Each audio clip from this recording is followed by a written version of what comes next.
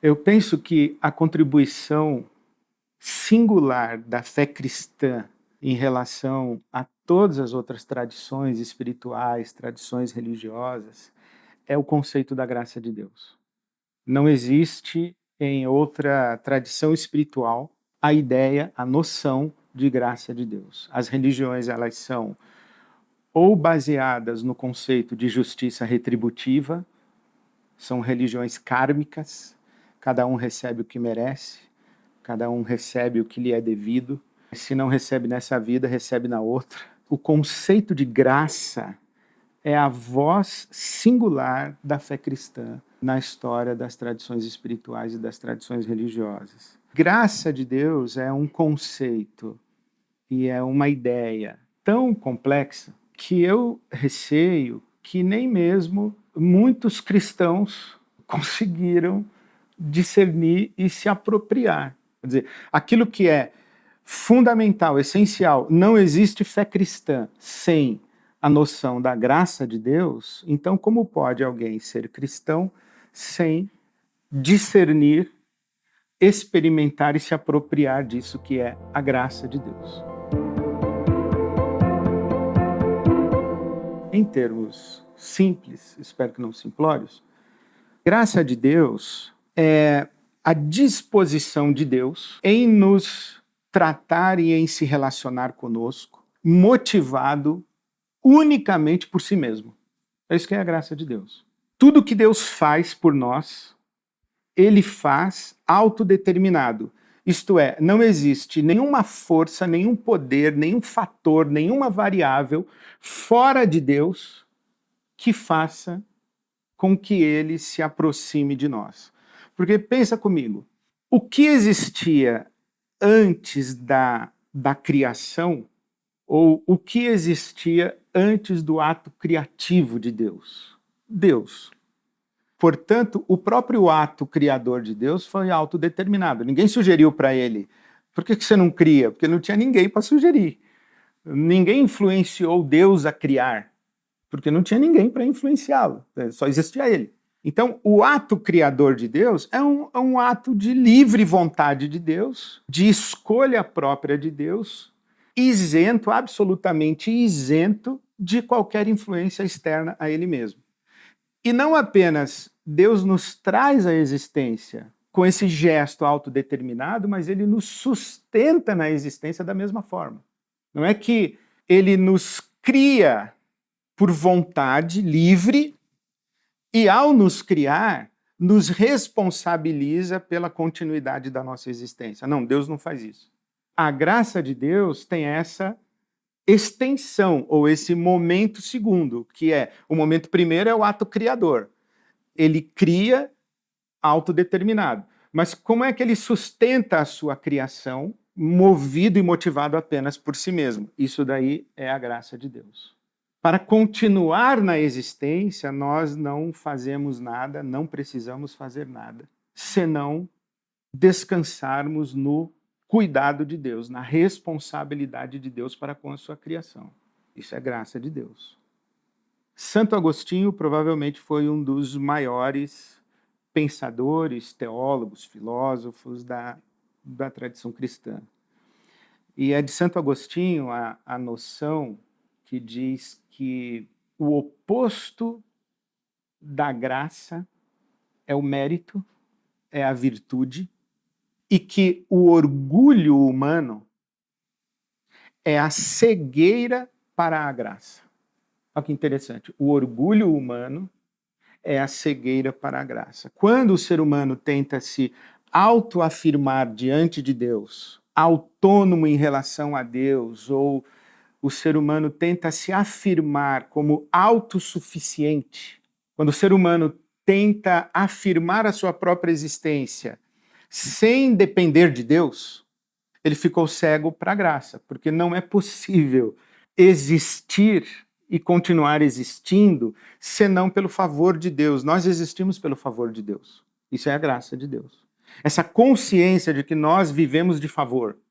Nós viemos a existir de favor e nós continuamos existindo de favor, pela bondade de Deus. Isso é a graça de Deus.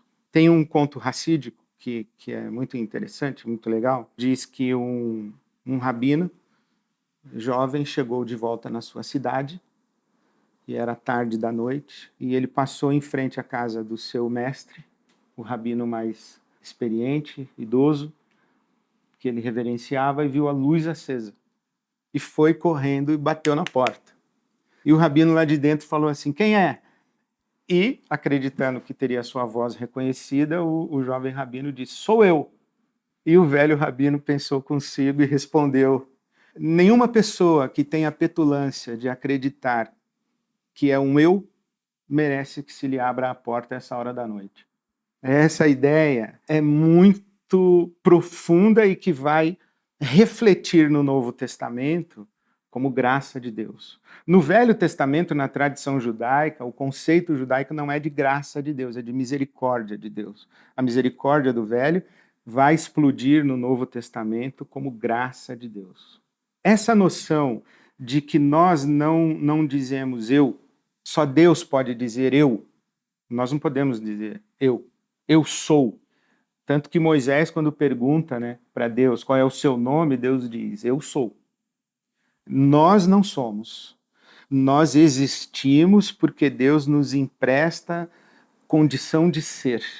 Então, isso é a graça de Deus. E quando nós perdemos essa consciência, nós ficamos cegos para a graça. A pretensão da autoafirmação humana nos cega para a graça de Deus. Essa é a noção de um ser humano que acredita que existe pelo seu mérito, que existe pelo seu esforço, que se sustenta na existência por si mesmo. E quando o ser humano tenta fazer isso, ele se perde de si mesmo, e se perde de Deus. Ele esvazia, porque ele não tem nada dentro dele senão aquilo que Deus lhe dá. E quando ele abre mão daquilo que Deus lhe dá, ele esvazia. Então, quando Jesus conta a parábola do fariseu e do publicano, né, o publicano é o cobrador de impostos, que trabalhava para Roma cobrando imposto dos judeus. E o fariseu era um religioso muito rigoroso com a sua tradição religiosa. Ele observava estritamente a sua tradição. Então, Jesus conta que 2 homens foram ao templo orar. Um era o fariseu religioso, devoto, e outro um cobrador de impostos, que naquela sociedade era uma pessoa muito mal vista e malquista. Era um exemplo de um pecador, traidor inclusive do seu povo. E Jesus diz que o fariseu religioso orou dizendo: graças eu dou a Deus porque eu sou zeloso da lei, eu não sou ladrão, não sou adúltero, dou o dízimo. É como se ele dissesse: Deus, está de parabéns que você tem um filho que nem eu. Mais ou menos isso. E o cobrador de impostos, o publicano, ele sequer ousava levantar os olhos aos céus e batia no peito dizendo: tem misericórdia de mim que eu sou pecador. E Jesus diz: esse segundo foi justificado e o primeiro foi embora vazio de Deus, não abençoado. Essa noção de que nós nos aproximamos de Deus dizendo: obrigado pela tua graça que me dá vida e me sustenta na vida, é a postura que se espera de todo ser humano. A grande questão é que na tradição religiosa, e especialmente na tradição cristã, os beatos, não sei nem se eu posso falar assim, mas os beatos, eles acham que nós nos aproximamos de Deus dizendo: tem misericórdia de mim que eu sou pecador, nesse domingo no culto. Aí a gente aceita Jesus como Salvador, e no domingo que vem, a gente já vai na igreja de novo.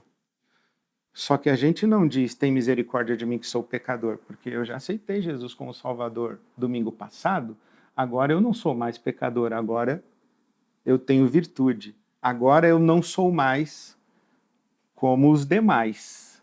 Quer dizer, a gente faz a oração do publicano uma vez só. Depois a gente tem que orar que nem o fariseu, o resto da vida. Isso é uma insanidade, isso é cegueira para a graça. Então, o que é a graça? A graça é essa experiência de que Sempre nós nos aproximamos de Deus com esse senso de que a bondade dele é em nossa direção não tem nada a ver com o nosso mérito, nem com o nosso demérito. Aliás, essa ideia de não tem nada a ver com mérito e demérito foi como Rubem Alves leu a parábola do filho pródigo, ou a parábola dos dois filhos, que vocês conhecem. Um filho foi embora, gastou a sua parte da herança, e o outro filho ficou em casa, trabalhando, obedecendo o pai. Foi o filho certinho, o religioso, zeloso. E o outro é o pecador que foi para a Babilônia, sei lá para onde ele foi para Vegas. O que foi embora para a vida da perdição, volta dizendo: pai, eu pequei, e querendo convencer o pai a recebê-lo. E o pai o abraça, não deixa nem mesmo que ele termine a sua fala. E o Rubem Alves diz que o pai, quando o abraça, diz: filho, eu não somo débitos. Eu amo você independentemente de você ter ido. Porque não é aquilo que você faz para mim ou deixa de fazer que move o meu coração na sua direção. Eu não somo débitos. O irmão que ficou e que representa aí o religioso zeloso, quando vê o irmão pecador, ou sem aspas, voltando, ele não gosta e vai reivindicar os seus direitos. E o pai o abraça e diz: filho, eu não somo créditos. Essa percepção da graça de Deus é a experiência humana mais singular da fé cristã. É o fato de você saber que não há nada que você possa fazer para que Deus ame você mais do que Ele ama, e não há nada que você possa fazer para que Deus ame você menos do que Ele ama. Não há nada que você possa fazer para conquistar o favor de Deus, porque esse favor já está disponível para você. Por quê? Porque Deus quis dispor-se para você. E não há nada que você possa fazer que coloque em risco esse favor de Deus para você. Por quê? Porque Deus quis dispor-se para você. Isso é graça. Isso é a graça de Deus. E isso é o Evangelho.